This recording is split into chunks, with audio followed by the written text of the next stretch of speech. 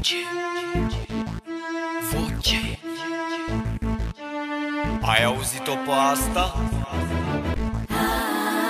Giuliane! Aha. 006. Știi de unde vine? De la colț de stradă de unde am plecat, nord, sud, vest, est, v-am prezentat. Toată lumea în picioare rupe căpățâna pentru totdeauna.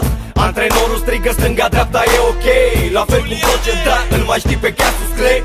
Trebuie să ți-o dau chiar dacă nu vrei. Sunt român și reprezint campionii grei. Bună seara doamnelor și domnilor, hai urcă-te și ia-l pe ăla la omor. Voce, strigă ăia de la vorbitor, asta e rasa noastră a românilor.